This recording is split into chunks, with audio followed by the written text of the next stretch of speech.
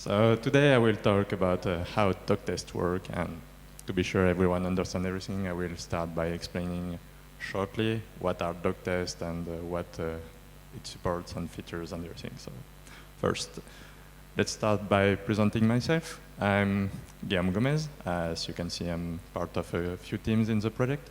I'm team leader of the Rustdoc team. I'm also a member of the compiler team, of Doctests team, DevTools team, and I'm also contributing to Clippy, the tool. Most of it is just a cross-integration of one tool. Rustdoc can be seen as a backend of the Rust compiler, and as such, I make a lot of modifications in a lot of parts of the compiler. And also, I'm working on all that thanks to Huawei. I'm an engineer here. Just 1 second.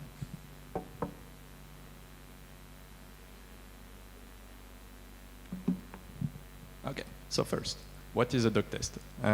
Before going any further, as you can see here, we have two types of documents. The first one with //bang is a module document. So this one is applied to the elements on top of it. The next one is //, which is applied to the item next to it. So in here, the foo function. And inside this document, you can see at this point we have a println macro call. Inside what we call a code block, the three backticks, my bad. And that code will be tested when you run a cargo test. That's the doc test I will be talking about. So doc tests have a lot of features that are actually not available in a Rust unit test, as you can have by using the hashtag test attribute. So for example, if you want to test that the code block doesn't compile, you can by using a compile fail attribute. You can specify which edition you want this doc test to be tested into. Very convenient if you have macro. You might want to write simply some code, but not necessarily a Rust one, and you definitely don't want Rust to try to compile it. So for this, you will use ignore. If you want to have something that is just compiled but not run, you have no run. This one is also an equivalent of for the hashtag test. And if you want to ensure that when running this doc test is actually panicking, you should panic. There are a few others, but maybe a bit too specific, so let's skip them and let's go next to take a look at the next one. So for example, in here, we want this very specific doc test to panic and to run into the 2021 edition. So it only contains a panic. It will display the message and everything. So if we run it, normally everything should be fine. And on top of that, there are a lot more features. For example, if you want to not display things into the generated documentation, but still be part of the generated doc test code, you will start the line with an hashtag, and then the line following will not be displayed. You can use the question mark. If you want to just skip unwrap, expect, or anything, you can just use it with a few things. You can also customize the CSS, because for the code blocks, when generated, you might want to apply more styling or anything that you define on your side to have more features than what Rustdoc provides. It's all possible. And the big interesting one is the last one, is you can make it so that some things are only included when you run a Rustdoc test. And for that, you have a CFG doc test. To be noted, you can also have the same thing without the doc test by using a CFG doc. So it will mean that this part of the code will only be present when you run Rustdoc. So let's take another example.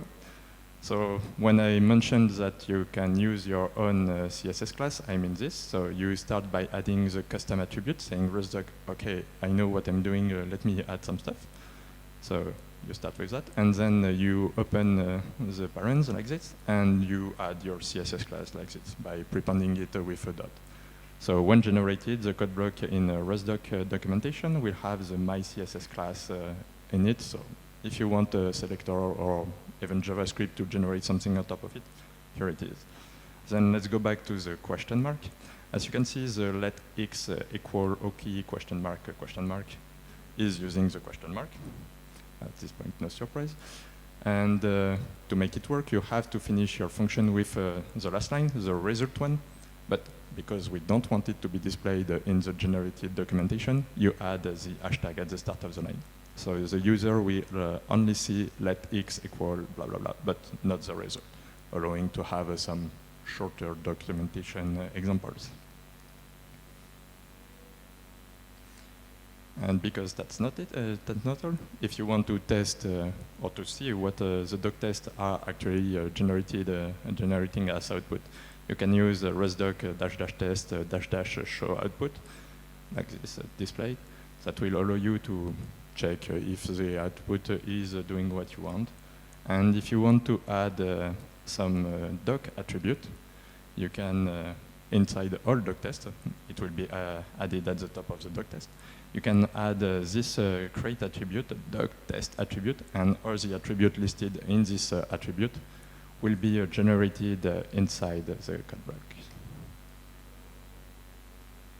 So another example, again. So in this case, we will say, okay, let's add the warn unused attribute to all our doc tests.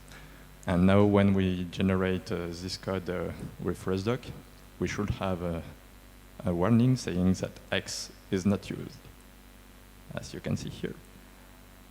So when you run cargo doc --test or cargo test --doc, never remember the order, you will see this output proving that our attribute was correctly added.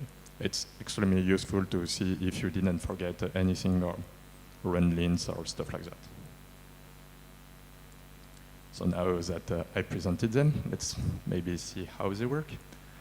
So to generate doc test, we have to do a few things first to ensure that we will need to be able to run them before ever trying to do anything.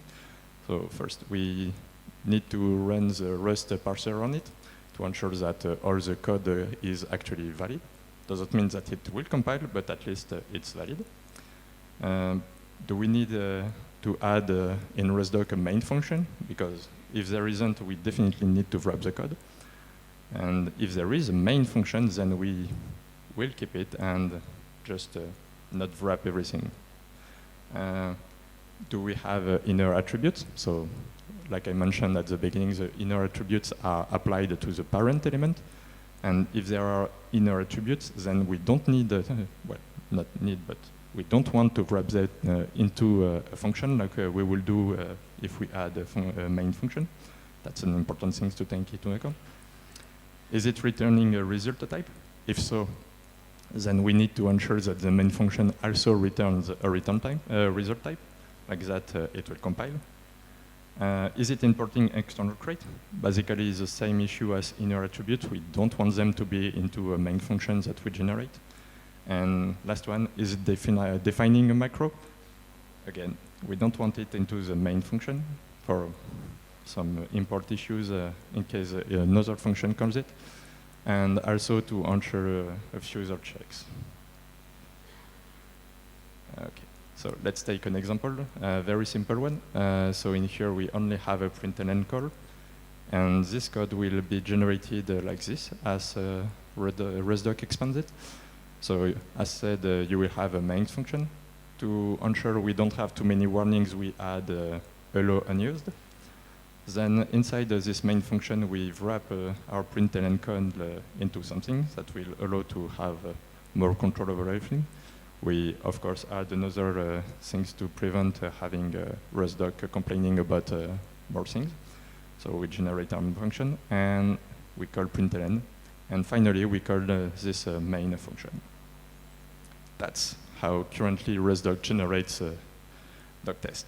And also that's exactly what we change in the very new version of the doc test. So there are some limitations with this approach. So it's extremely slow because it means that any doc test will be compiled on its own. And as everyone knows, Rust is very fast to compile. So it's slow. That's the big point that was supposed to be improved in the 2024 edition. luckily we succeeded in that. That is another big limitation is that you cannot test a non-public API because the Doctest has only access to public functions, items, and everything. For example, if you have a binary, you cannot have the Doctest run on your internal code. Big limitation. We're still working on that. And last one, which is, in my opinion, the most limiting one, is that we cannot support tools. So you cannot run Clippy or RustFMT on it or anything. Now, I mentioned that in the 2024 editions, we changed a few things. And you remember the previous code was pretty small. That's what it would look like with this new approach. That's the 2024 Rustdoc Doctest equivalent. So a lot of code. I will go a bit more in details in some parts of it, but surprisingly, much faster to compile and everything. So now, how does it work? First, all the Doctests are merged into one source code. We compile them, we run the new generated binary, and this binary itself will then call libtest, which is the same library that is used in the original version of the Doctest. And when you have Rust Rust with a hashtag test attribute, that's also what we use. We generate a binary with all your unit tests in it. So calling libtest directly is considered nightly only. So you cannot do that in normal programs. That's an issue. So the binary calls the libtest with all your Doctests at once. And then each Doctest will run into its hot thread through the libtest. And finally, each thread will start a new process to start the Doctest itself. Again, you will understand why we do that very shortly. Like this. So why now do we run each Doctest into a new process? A good example is with the log crate. If you want to log something, if you want to start the crate, you actually need to do it in one place. But if you have Doctest, you will likely start the log crate multiple times, making a big issue. So to prevent this issue, threads are not enough because they share the same global variables. And to go around these limitations, we had to create a new process for it. And another big one is that if you call exit inside the thread, your process will end, or if you panic or anything. And that will be pretty bad if one Doctest panicked that all the others also panicked. So to prevent that, we also have to go through the process. That's the two big reasons why we needed to have a new way to run the Doctest. So now let's look into more the details. From the previous slides, let me show. Yeah. So in here, you have literally all Rustdoc generates. You will have all the libtest calls and everything. And you don't really need to look at that, just so you have it in memory. Let's go back. So yeah. So each Doctest will be generated into its own module with a main function. You can have a main function or many main functions, as many as you want, as long as you have a start attribute in a function. Then it means you won't have the nice wrapping of Rust, but that's simpler for us. So you have the main function, which will remain as the entry point for all Doctests, and you will have your println inside it. Now the interesting part is exactly what follows. That's the declaration for libtest. So libtest provides a lot of types that allows to declare what your tests look like, where they are located, what is the name of the file, and everything. And they also takes a closure. So in this case, a static test function will take this closure that will get a pass to run the same binary again in the new process. And if you already are in the new process, then you start from test asset test result by running your main function. That's it. That's pretty easy. Now comes an issue. I mentioned that using libtest was not possible to do that in stable Rust. So sadly, that means that we need to split the crate we generate in two parts. The Rustdoc part, which we'll call the libtest library, and the user part, which will actually contain the doctest. So we compile the user part with whatever binary was used, and the Rustdoc part will use exactly the same binary, but there is a little trick.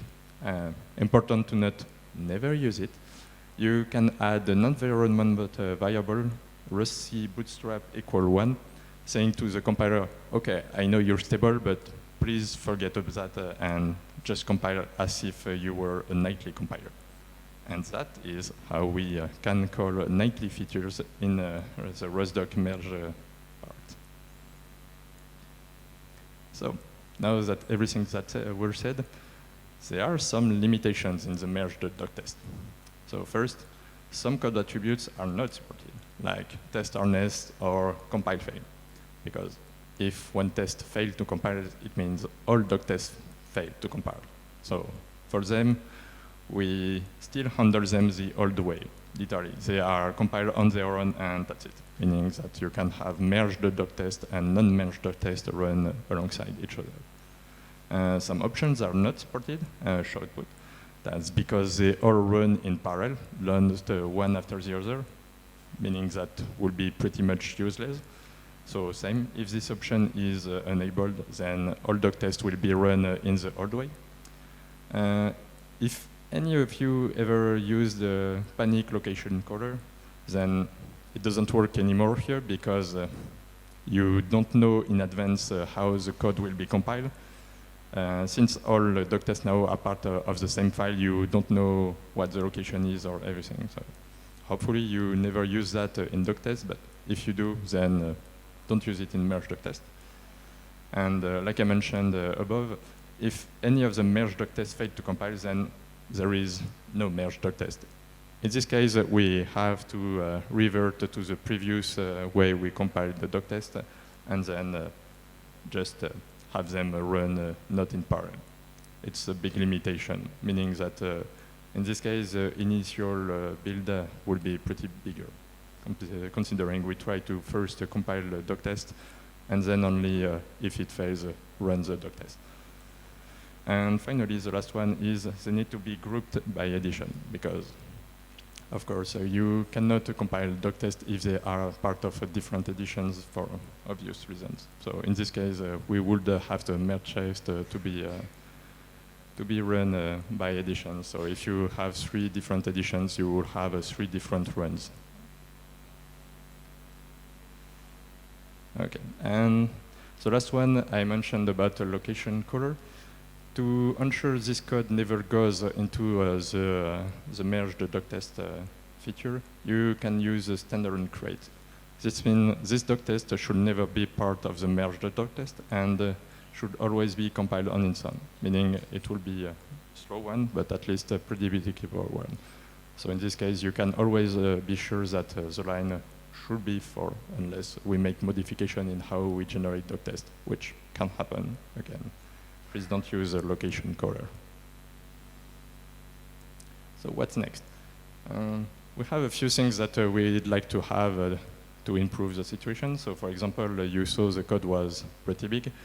So first, we'd like to have a smaller generated merged doctext.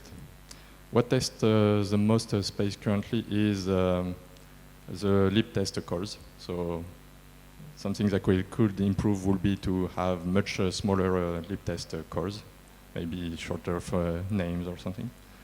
And another big limitation, like I mentioned at the beginning of the talk, is binary crates and private items doctest cannot be tested using doctest. And we would like to remove this restriction, both in merged and non-merged doctest. For now, we have some ideas on how to do it. We could have a specific Rustdoc expansion path or anything. Discussions with the compiler team are ongoing. Hopefully in a few years we will be able to remove this restriction. And yeah, that's literally what I just sent. So like I said, just generate expanding crate with doctest or add a new dash doctest flag to receive. Many options possible. We still don't know which one will be the chosen one. And that's it. Thank you for your attention.